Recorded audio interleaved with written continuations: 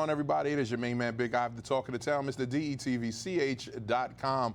And there was a lot of action today down in Dover, so I had to call a good friend and a good resource to let us know what's going on. So today in the studio, I have the first district, and if you don't know him, you should know him. Like Nnamdi Chukwocha here, the representative for the state, and he's here to talk to us about what happened down in Dover, because we want to make sure that we give you all the information and the resources of what's happening here in Wilmington and beyond, and in the state of Delaware. Brother Nnamdi, how you doing today? I'm good, bro. Thanks for having me. Well, I appreciate your time and space. There's a lot of action down in Dover today. It was, man. I have to say, it was truly a historic day, not only for the Black Legislative, Black Caucus in Delaware, but just for the whole General Assembly really came out to show support and just appreciation for the work of the caucus to bring forth our agenda, which is being entitled Freedom for All Agenda. Mm-hmm. It's an array of legislations and initiatives that will just truly attack systematic racism and the disparities within African American communities. And we're very excited about it. It's a good start, you know, after going through so much dealing with the COVID-19 in our communities and the protests in our communities, to come out from it and to have an agenda to move forward for our state and our communities is great to be a part of it. Yeah, what I was really shocked to see, even across the aisle, people were supporting what was going on, and that was amazing to see. Absolutely. I mean, it was both chambers across the aisle. The governor was there. Our mayor, Wilmington Mayor Przicki, was there. The Attorney General was there. Everyone showing support and solidarity for this mission. And it's truly a great day for our state to recognize just the impact that institutional racism has on people of color and on our daily lives, on our communities, even on our children, our education, health system, everywhere. And that's our intent, to truly bring forth change in all areas of life that impact our communities. Nice, nice. Now, I know you come from a lineage of just good people doing great things and for their city and their community. And even in your name, it says it wraps it all up. Absolutely. And can you tell people what that means? I know what it means, but can you tell people what your name means? Yes, Nnamdi is an Igbo name from the Nigerian culture, and it means my father's within me. And of course, my father is William Hicks Anders, and it means that I carry my father with me. And my last name is Chukwocha, which is my father-in-law surname. So I adopted that name when I married my wife, and that means in the light of God. And just like my father was a pillar here in our community in the Vutubowo village of Nigeria, my father-in-law was the same way. He was a school teacher and really cared for the community and sacrificed. So my name, every time it's said, it brings to bear the greatest two men I've ever touched and impacted my life personally. And I'm glad to carry on their legacies. Awesome, awesome. That's what it's all about, carrying on the legacy. And the legacy of your father is unmatched. Yes, like, sir. Definitely a great pioneer within the Wilmington history. Now, it was two things that was happening down Dover today, and that was police reform and a bill that was introduced. Let's talk about the police reform first. Well, there are a few different initiatives as a part of the Freedom for All initiative. A few of the big items were Representative Frank Cook is going to be leading up law enforcement accountability task force. Wow. And then I myself and Representative Stephanie T. Bolden, in partnership with Delaware State University, the School of Health and Behavioral Sciences, we're leading up an African American task force that will look at the root causes and come forth with the root causes of the impacts of the disparities in our communities, and will present, after research and analysis, present legislation to the Black Caucus that will be presented to truly improve the quality of life for African Americans throughout the state of Delaware. There were a few various bills that were presented today, different leads. Representative Mimi Brown, she's sponsoring a piece of legislation. You may, this past week, there were some juveniles who were, pictures were shown after on a 13-year-olds I believe in 12-year-old were on the front page of the newspaper or online coverage, Yeah. released after they were detained from what people said looting and stealing. But they were, so her legislation will correct that and make it illegal for juveniles pictures to be posted or released. There is another bill which I am leading. It's about chokeholds, making chokeholds illegal for law enforcement officers. And if they do utilize them, the punishment will be a Class A felony. Wow. I'm sorry, Class C felony. Okay. And we are just grateful for the opportunity. Other bills include looking at the officers' code of the Bill of Rights for police officers. And Senator Darius Brown, he's leading a very big initiative that deals with investment, community and business investment in our communities, as far as the economics and economic improvements of our communities, from housing, economic development for business, and then for the community overall. Wow. And that's Bill 191, correct? I'm not.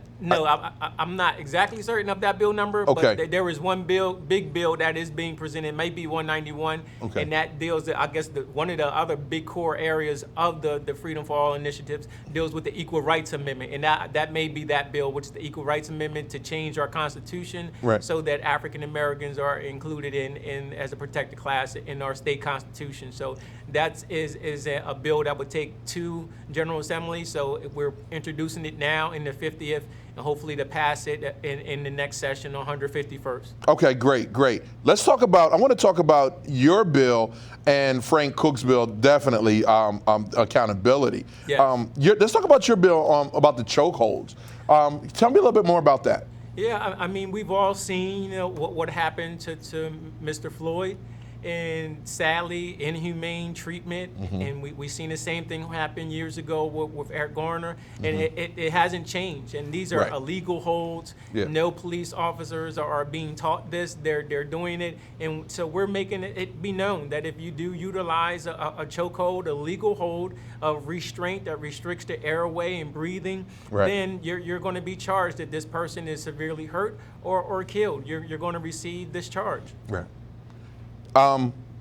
With Frank Cook and his accountability, it was shocking, and you could see the passion in his face when he was, being a former police officer and now being the head of this task force. How do you think that's going to pan out? I mean, as you just said, Frank's passion. Anyone who knows Frank knows his history of as a Newcastle County policeman, was very well respected. I mean, also working with the unions and so many different things, the review boards for officers' misconduct. So he's well known, and this is not just no new territory for Representative Cook. He's there, and truly to bring about accountability, to make sure that the voices of our communities are heard. And that task force, I mean, I maybe 20 bullet points under that. I mean, it's so heavy. I know one of the key things that were listed in Dover, there was the police officer who kicked the African-American male was fired, and then he went right down to, I believe, Maryland or somewhere and received a job or tried to get a job, and then they found out about it. So here, one of the things under that accountability would be to create a no hire list, so that if you do something on any of our police forces in this state, then that will go carry with you. And it's not something that you're just going to do it here in this police department and be able to go elsewhere. No, we're going to make sure you carry it with you. Wow, and that's what they're going to do. They're going to carry it. Yeah, absolutely. They're definitely going to carry it. Let's talk about the impact. What do you think about the impact that this is going to play on policing? Hopefully, we all know, and I'm a big proponent and supporter here in Wilmington. We've had, over the past 4 years, great working relationships with our chief, our police chief, Chief Tracy, and the mayor when he came in. Really brought this community policing attitude, and not just one unit for community policing, but every officer is community policing, having the opportunity. Our chief attends community meetings more than people in the community. He's always in community meetings, having that relationship. So I think this is just another tool to help us begin to show that the ways in which we can change what policing is, because policing is a part of the community. It's not something that's heaped upon the community, but it's a part of the community, our everyday action, just like schooling our children and just like picking up litter. Policing is a part of it, and it's not just the police officers, it's also the community who have a role. And the more we continue to do that by strengthening, which is another part of Frank's task force, is about strengthening community policing efforts throughout the state. So we really believe it will have a huge impact on the way that our communities are policed, but mainly important about the engagement between our officers and our communities. That was my next. That was the perfect segue into my next question. What do you think this impact is going to be on the community? That was my next thing. I mean, we've had it so long.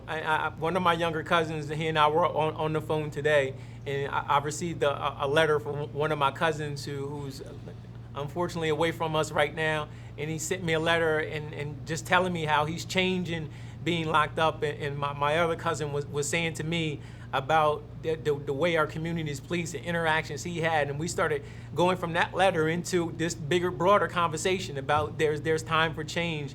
And our community, we really need and desperately deserve to have equal and fair treatment under the law, and to have those whose jobs are sworn to protect and serve us to do just that, and do that in a law-abiding way, a way that is respectful and upholds the true value of our communities. Yeah. I had a conversation, and actually Mayor Mike Przicki was in here last week in studio, and he mentioned something that actually prompted us to create this America's Turning Point show for DETV. And he said, before we move further, we have to first deal with America's biggest sin. What do you think, and how would you describe America's biggest sin? Well, I mean, if you mean by sin something that was done as in racism, the whole... It's there. I mean, our biggest sin, I think the biggest sin ever in the existence of humanity on this planet has been the period of enslavement. What was done to African Americans being brought here in the form of chattel slavery that we had here, that took the humanity from individuals, and for 400 years just made them cattle, made them pieces of property. And then after that, trying for a few years with Reconstruction and getting it right, only to fall back into Jim Crow and a new system of slavery and segregation. So there are so many sins that system of injustice and racism, the way it has become a part of American life, from our schools to our just outright communities, the way we're policed, the over-incarceration, the saturation of our communities with drugs and guns, the failures of our education system, the lack of business support, the lack of investment in our communities for community and economic development. There are so many sins that go along with what I feel is the original sin, and just that point of equity and fairness, and having the opportunity for a child who attends this school and lives in this community to have the same opportunities as a child who lives in a very different community and attends a very different school, that have that opportunity. That's the greatest sin, I believe, in America, and it's our problem. It's the reason why we can't be the true world leaders that we should be, because we don't harness the power and the resources that are within every individual within this nation. You think of what my brother and I, we went to Grateford Prison one year for a Black History program, and when we were there, they walked us through the gymnasium to get to the auditorium, and it was a brother, they passed him the basketball, his nickname was 3, and this brother went around the three-point line and they passed him the ball, hit, had at least made 20, 21 shots before we missed any three-pointers. And this is a brother that's sitting in prison, the same prison that Nora Hopkins was from. So you think of that talent and is locked away in prison, how we begin to cultivate, and that's just dealing with athletics. You know how many mathematicians and how many authors and filmmakers and singers, songwriters, poets are locked away. All of that creativity, all of that investment that should be going to make our nation greater is being wasted. It's being wasted, it's being killed. As we say, my brother and I, dreams are illegal. They're taking our children's dreams, and their dreams lie aborted on city streets. So it's time for us to give that hope hope again, to inspire not only certain segments of America, but inspire all of America, and truly say to African American communities that we have your best interests at heart, and we want you, we need you in order for this country to grow and reach its full potential. The name of the show is called America's Turning Point. And right now, we see that this crazy shift that's happening. We have everyone speaking out against racism, systematic racism, inequities. What does this look like to you? What do you see in your vision, in your eyes? Like, how do we move forward? How do we create this amazing amount of change? I mean, it's been long-standing, and what hits my heart is the work that needs to be done. You know, many years ago, 2008, many of us thought that true change that we needed was getting former President Barack Obama elected. We thought that was the change. We thought that was what we needed. We didn't realize it was a whole bunch of work that goes along with this. Right. Even with these priorities and legislative agenda we presented today, that's not the end. This is nearly the beginning. We're opening the door to say, let's get down to work. Right. And that's what's needed. I think we're at that point of individuals need to stop saying this or thinking it's all about words and pumping your angry fist in the air, and realize it's little things that each one of us can do to make things better. It's the work of our community that will bring forth the change, and all of us advocating for that change and moving in the same direction. That's what's needed more than ever. We need to truly understand the work that needs to be done, and understand that everybody is needed on this battlefield, everyone. When you say everyone, Brother Nnamdi, who are you talking about, everyone? Who's everyone? Everyone, from the father who isn't involved in his child's life, to the mother, single mother, to the postman, to the teachers, to the social workers, to our ministers, to the children who feel I have no one to turn to. We all have a role to play. Our community centers, our city, our legislators on every level of government, really understanding and appreciating the time that we're in, but realizing that, again, it's work that needs to be done, and on every level. And it begins with all of us as individuals. It begins with us inside of our own homes, inside of our own communities, inside of our institutions of faith, our nonprofits, inside of our fraternities, sororities. It begins all there. That's why we bring it. And then we bring it together in this united front to say, we're going to be a part of this. And we're going to be a part of this, not just for today while the camera's on, but when everybody's going, we're still going to do this work that needs to be done. Yeah, that was my thing. Is like, after this, in the next year, the next 2 years, how do we keep the fire burning for the community? How do we keep our legislators, like, feet to the fire? What does the community have to do? Like, I see a lot of people from different backgrounds saying, hey, this is wrong, and this is what we need to do. What fire do we need to put under us for the next year, next 2 years, to just keep on pushing? It's that level of involvement. And again, that level of involvement starts in our individual homes and in our communities. Attend your civic association meetings. That's the first thing we can do. You know, we can talk about the big change all the way up in the sky, the federal level and things but it starts in your own community, We have so many civic associations and neighborhood planning councils where it's all our elders who sit there. Nobody my age, nobody younger. Right. We need them to be a part of those. Those are the basic level of taking the voices of your community to the next level. City council and county council, and then to the state governments. That's where it starts. So being involved there, it's truly needed now more than ever. That's where the basic needs of your community are voiced. And if you don't understand that, then you can't possibly understand true systematic change, because it starts there. Right. And so we need individuals to come out, be involved, be a part of true change. I remember when I was as a young man, my father, in the work he used to do with Title I. We used to be at what's now Eastside Charter School, used to be Martin Luther King Elementary School. But he would have parents in their auditorium full about meetings about Title I and about things that was going on in Riverside, in the Eastlake community. And we were there. Right. We were there. The only time you see that type of sports, engagement today and with those crowds, or something's about sports.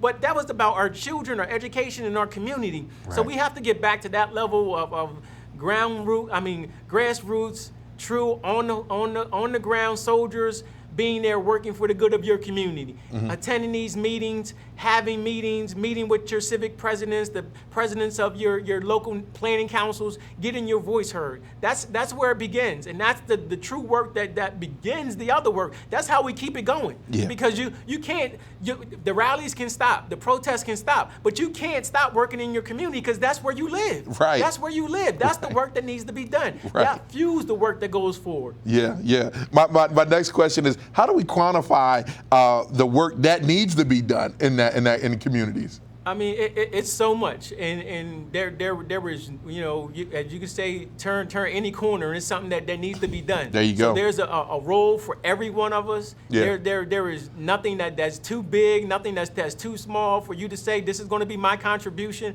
Come, participate, be involved in your community, be involved. We need you. Our communities need you. This is the way we continue this effort. This is the way we don't allow this momentum to just dissipate, to evaporate on the hot sidewalk. We can't allow that. And the way we don't is by doing the work that's behind it. Right, right. So what are you going to do to use as a guide points to measure the success of these initiatives? Well, I think a lot of them being able to get them passed. And as one of the key points, again, I mentioned that our task force is working with Delaware State University. Yeah. And that task force, our goal is to create not only legislation, but also to create community action plans and implementation strategies that will support the legislation. So it's well-rounded. It's a very holistic approach to community development and to support the growth of our communities. Very holistic, and it addresses systematic racism. But it brings everybody together, and there's a role for everyone, including our institutions of higher learning, our schools, again, our community centers. Everybody's involved, and when we all are involved, it's not about pointing the fingers at your legislators, because we all have a role. Right. This isn't just 8 members of the Legislative Black Caucus trying to fight. No, it's all of us coming together. Yeah. It's all of us coming together, doing our part to ensure that these legislative initiatives and task force are implemented, and that they're receiving the guidance and support from our communities to make them successful. Yeah. At what point did you, when you turned on TV and you saw, or even, what did you think when you saw in Washington, D.C., Black Lives Matter on the street? Well, as an artist, there were a couple summers ago, we did the same thing. We didn't paint a street, but we painted a wall. It was after a murder in West Center City, and we painted a wall there, and it was our children. It said #OurLivesMatter.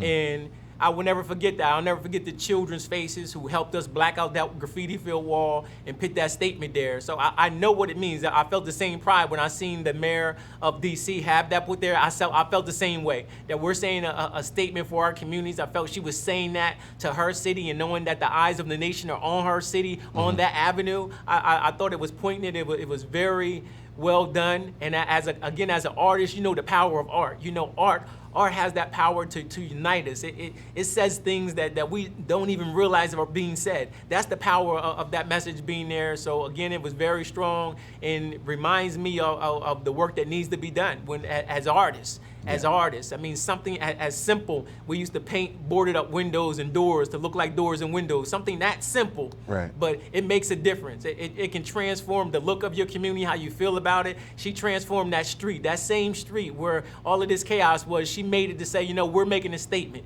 And as an artist, I can only respect it and hope that it continues. There you go. There you go, brother. Thank you so much. And before you get out of here, I want you to look at the camera and tell the people of Delaware, the people of Wilmington, give them a message from you.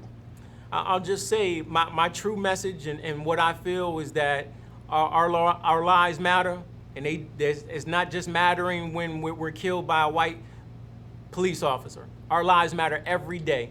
In our community, the community violence, our lives matter, our children's lives matter. Inside of their schools, we have to be more active and involved. We need mentors inside of our schools. We need to step up and support our nonprofit organizations. And you see your faith-based institutions, call them out. Call them out. Let's get them involved in the work that needs to be done in our community. We all have a role, because in order for our lives to matter to anybody else, first they got to matter to us. We have to matter inside of our community, and it's not something that you say.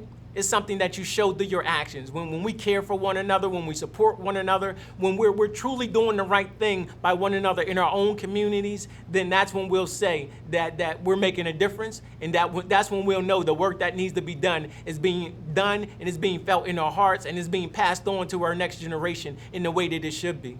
Awesome. Thank you again, Brother Nnamdi. I really appreciate your time and space, and you for coming out the day of. And I immediately called you like, bro, can I get you to come to the station to talk about what happened? Thank you. So if you're tuning in, make sure you tune in tomorrow night. I have Senator Darius Brown coming and to talk about his bill that he has on the floor. Is there anything that else you'd like to say, Brother Nnamdi? Just thank you. You know, I like many was home and on the internet, seeing a lot of the footage you were putting up of what was taking place in our communities. It gave us an opportunity to see the emotion of our youth, them wanting change.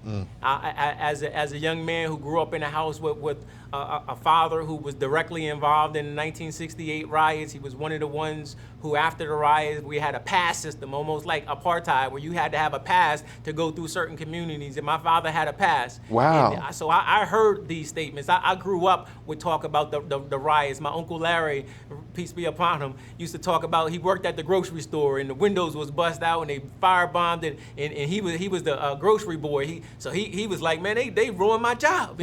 And so I grew up with these stories, and so to see the impact in today's movement, we understand that what has changed and what hasn't changed. Many people don't know. We used to have a bank in Western City, you know, and we lost so much. We lost so much through to the riots in '95, just dividing our city.